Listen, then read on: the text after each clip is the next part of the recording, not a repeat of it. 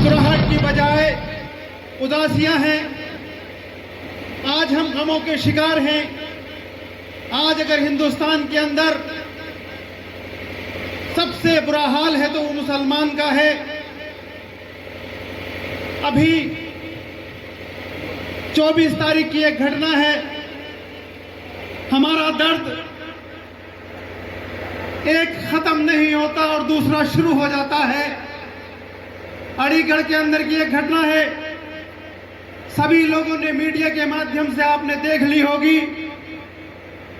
वो 4 मुसलमान जो मीट का काम करते हैं, जो अपनी दुकान चलाते हैं, फैक्ट्री से गोश्त खरीद कर लाकर रिटेल में बेचते हैं, जिनके पास पर्चियां मौजूद हैं फैक्ट्री की, भारतीय जनता पार्टी के पोषित गुंडे उन्हें रोककर उनका जो माल था उसे आग के हवाले कर देते हैं और उनके ऊपर लाठियां भांजते हैं और इतना मारते हैं कि उन्हें लहूलुहान कर देते हैं। 4 घंटे तक पुलिस तमाशा देखती रहती है, लेकिन वो मासूम पिटते रहते हैं। सिर्फ उनका गुनाह ये था कि वो मुसलमान थे। वो मुसलमान, उनका गुनाह वो अपना कारोबार भी नहीं कर सकते। हम ऐसे हिंदुस्तान में आज की तारीख में रह रहे हैं। आज की तारीख में इलाहाबाद के अंदर अगर झुग्गी और झोपड़ियां तोड़ी गई तो उसमें हम थे। अगर कहीं पर दंगे हुए वहां पर न कोर्ट काम आई, न पुलिस काम आई और यूज की जो कि बुलडोजर चला और हजारों मुसलमानों की कोठियों और झोपड़ों को तोड़ दिया गया। ये मुसलमानों का दर्द है हिंदुस्तान के अंदर। अभी नैनीताल के अंदर एक 75 साल का बूढ़ा एक मासूम बच्ची के साथ बलात्कार करता है। अगर हिंदुस्तान का कानून मुझे कहता तो मैं शायद पहला आदमी होता जो उस बूढ़े इंसान को, जो मुसलमान था, नैनीताल के चौराहे पर खड़ा करके फांसी पर टांग देता। लेकिन वहां के भाजपाई पोषित गुंडों ने क्या किया? वहां परदेसी जो मुसलमान काम करते थे उन मुसलमानों की दुकानों को तोड़ दिया गया, उन मुसलमानों के कारोबार उजाड़ दिए गए, उन बेगुसार मुसलमानों को मारा गया। आज कोई जगह ऐसी बाकी नहीं है जहां पर सताया हुआ अगर कोई कौम है तो मुसलमान है। और दूसरे नंबर पर अगर कोई कौम सताई जा रही है तो वो दलित कौम सताई जा रही है, जहां घोड़े पर चढ़ने पर मारा जाता है। अभी ये पुरानी बातें नहीं है, ये 4 दिन पुरानी बातें हैं कि घोड़े से उतार कर मारा जाता है, मूछ रखने पर मारा जाता है, मंदिर से पानी पीने पर मारा जाता है, स्कूल के मटके में पानी पीने से मारा जाता है। इस तरह से हिंदुस्तान को बर्बाद करने का काम भारतीय जनता पार्टी ने किया है। इसलिए मैं आप लोगों से कहना चाहता हूं, खास तौर से मुसलमानों से, मुसलमान भाइयों मेरी बात नोट करना। अगर मैं गलत हूं तो यही बता देना, लेकिन मैं जो तस्दीक देना चाह रहा हूं, जो आपको बताने जा रहा हूं, वो 100% सही है। हमने हमेशा वोट दिया, कांग्रेस को वोट दिया, बहुजन समाज को वोट दिया। जब हम वोट देते थे तो हम बट जाया करते थे, लेकिन जब हमने समाजवादी पार्टी को वोट दिया तो 2022 के अंदर 100% समाजवादी पार्टी को वोट दिया, 2024 के अंदर 100% समाजवादी पार्टी को वोट दिया। लेकिन अलीगढ़ के अंदर जब इन कारोबारियों पर लाठियां बरसाई गई तो कोई लाल टोपी वाला खुलकर सामने नहीं आया। जो माइकल लाल ये कह सकता था कि इन मजलूम मुसलमानों के साथ में तुमने अत्याचार क्यों किया गया है। कोई दलित समाज का अगर कहीं कोई अगर अटैक होता है तो ये नहीं बोलते, और यादव समाज का अगर कोई बोलता है तो ये लोग खड़े हो जाते हैं। अगर ये दूसरे समाज के लोग बोलते हैं तो ये लोग खड़े हो जाते हैं। मैं आपको बताना चाहता हूं साथियों, हमने वोट दिए, 100% मुसलमानों ने वोट दिए, लेकिन Bharatiya Janata party, Samajwadi party Bharatiya Janata party को हराने में नाकामयाब रही। उसकी वजह यह थी, जहां जहां मुसलमान थे वहां की सारी सीटें समाजवादी पार्टी जीत गई, और जहां पर यादव बहुल था वो सारी सीटें समाजवादी पार्टी हार गई। और इसके साथ हमारे पास एक आंकड़े मौजूद हैं कि मुसलमान उत्तर प्रदेश के अंदर 22% है, जैसे कि अभी हमारे दूसरे साथी बता रहे थे। 22% मुसलमान, 15% दलित, सब वोट हमारे साथ आ सकते हैं, सब वोट इनके साथ जा सकते हैं। अगर 15% मुसलमान आजाद समाज पार्टी के साथ खड़े हो जाएं और 7% मुसलमान, 60% दलित अगर आजाद समाज पार्टी के साथ खड़े हो जाएं तो हम 22% हो जाते हैं, और जहां 22% से शुरुआत होगी, भारतीय जनता पार्टी को जमानतें जब्त कराने के अलावा कोई दूसरा काम नहीं है। आजाद समाज पार्टी, लेकिन चंद्रशेखर भैया, इसके लिए हमें भूलना होगा हमें कांग्रेस को, भूलना होगा हमें समाजवादी पार्टी को, भूलना होगा हमें बहुजन समाज पार्टी को, और याद रखना होगा हमें भाई चंद्रशेखर को, क्योंकि जब सीएए का आंदोलन चल रहा था, पूरे हिंदुस्तान का मुसलमान एक डर में जी रहा था, एक खौफ में जी रहा था कि भारतीय जनता पार्टी ने सीएए का कानून बना दिया, मुसलमान के साथ क्या होने वाला है। और अभी गलतफहमी में न रहना साथियों, सीएए तो बना दिया, एनआरसी लागू होने वाली है, और जिस दिन एनआरसी लागू हुई, मुसलमानों तुम्हारा ठिकाना तुम्हारे घरों के अंदर नहीं होगा, तुम्हारे ठिकाने चैम्बर्स बना लिए गए इन लोगों ने। और एक इसका जीता जागता सबूत असम के अंदर मौजूद है। आपने वीडियो देखी होंगी, कैसी मासूम बच्चियां चीख चीख कर रोती हैं कि इन बूढ़ी माँ को हमारे पास से ना लेकर जाओ, लेकिन कहते हैं इनके पास नागरिकता नहीं है, इन्हें वह चैम्बर्स में बंद कर दिया जाता है। आज की तारीख असम इसका सबूत है।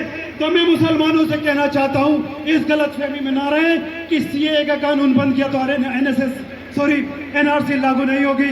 जब एनएसएस का कानून बना तो हिंदुस्तान की सारी पार्टियां सर पे तकिया रखकर सो रही थी, कानों में तेल डालकर किसी की फरियाद नहीं सुन रही थी।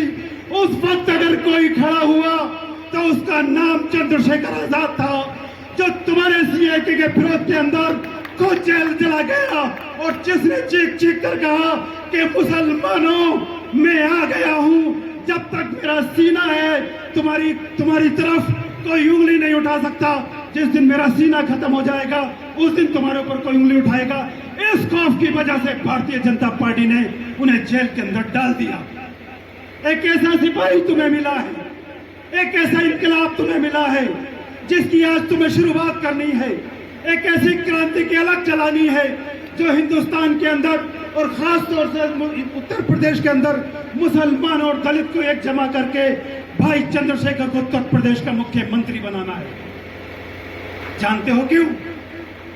इस वक्त मुसलमान को और दलित को इस बात की चिंता नहीं है कि वो रात को खाना कहां से खाएगा।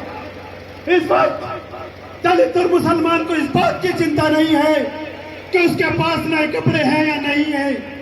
इस वक्त दलित और मुसलमान को इस वक्त की परवाह नहीं है कि उसके पास उसका घर है या नहीं है, बल्कि हर वो इंसान गम में है, हर वो इंसान उदास बैठा है, हर वो इंसान सोच रहा है जिसका भाई, जिसका बेटा प्रदेश में काम कर रहा है, कहीं चूड़ी बेचने वाला इन भारतीय जनता पार्टी के गुंडों के हत्थे न चढ़ जाए, कोई दुकान चलाने वाला इन भारतीय जनता पार्टी के गुंडों के हत्थे न चढ़ जाए।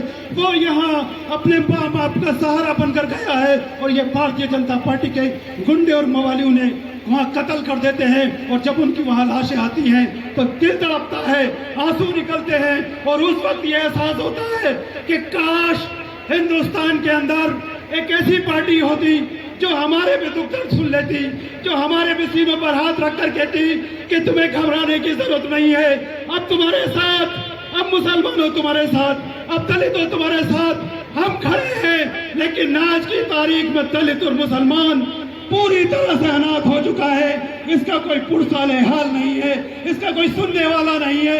आज इनके सताए हुए कोर्ट और कचहरी तो बहुत बाद में जाते हैं। भारतीय जनता पार्टी के बिल्डोजर उनके घरों पर जाकर तोड़ देते हैं। एक घर बनाने में सदियां गुजर जाती है और इन्हें रहम नहीं आता उस घर को तोड़ देने में।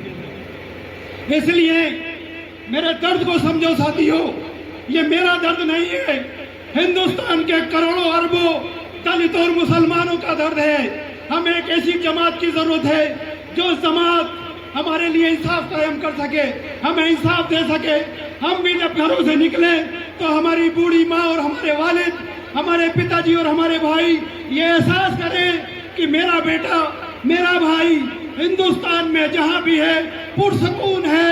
लेकिन आज की तारीख में जब वो घर से निकलता है तो उसका चीख चीख कर बूढ़ा बाप कहता है, बेटे तेरी बेटी बीमार है, बेटे तेरी बूढ़ी माँ बीमार है, तेरी बेटी जवान है, उसकी शादी का इंतजाम करना है, उसकी दवाई का इंतजाम करना है, वरना हिंदुस्तान के हालात ये है कि मैं तुझे परदेश कभी ना भेजता। आज हिंदुस्तान को उस हाल पर खड़ा कर दिया है और उसकी अगर कोई सबसे बड़ी शिकार कोई कौम है तो उस कौम का नाम मुसलमान है। इसलिए मैं आपसे एक बार हाथ जोड़कर गुजारिश करता हूं कि ये मेरे लिए ना सही, चंद्रशेखर जी के लिए ना सही, आप अपने लिए सोचें, आप अपने लिए करें, ताकि हम और आप सुकून से जिंदगी जी सकें, आराम से जिंदगी जी सकें। और अब ये वोटों की राजनीति शुरू होने वाली है साथियों। लोग आएंगे, बरगलाएंगे, भड़काएंगे, आपके वोट को बांटने की कोशिश करेंगे। लेकिन मैं खास तौर से मुसलमानों से बात करना चाहता हूं। वार्ड मेंबरी के चुनाव होने वाले हैं, हमारे प्रत्याशी चुनाव लड़ेंगे। आप सिर्फ एक तरफा होकर हमारे वार्ड के प्रत्याशियों को जिता देना। मैं आपसे वादा करता हूं, जो प्रत्याशी हमारी पार्टी से जीत कर जाएगा उसे जिला पंचायत के अंदर बिकने का मौका हम नहीं देंगे। हम उससे सिर्फ एक ही बात करेंगे, तुझे दलित और मुसलमानों ने वोट दिए हैं, तुझे अपने क्षेत्र का विकास करना है, तुझे इस भारतीय जनता पार्टी के खिलाफ खड़े होकर, मुखर होकर आवाज बुलंद करनी है। इसलिए मैं आप सबसे एक बार कहने आया हूं, आने वाला वक्त आजाद समाज पार्टी का है, क्योंकि तुम्हारे ऊपर अगर जुल्म हुआ, रामपुर के अंदर तुम्हारे अंदर किसी ने मेली आंख से देखने की कोशिश की, रामपुर के अंदर तुम्हारे घर पर किसी ने उंगली की उठाने की कोशिश की, तो याद रखना तुम्हारे खून की घंटी बाद में खड़ेगी। पहले भीम आर्मी के लोग तुम्हारे दरवाजे पर पहुंच जाएंगे तुम्हें इंसाफ दिलाने के लिए। और हमारे साथ आज महफूज भाई आए हैं, उनके साथ में जब्बार भाई आए हैं, गफ्फार भाई आए हैं।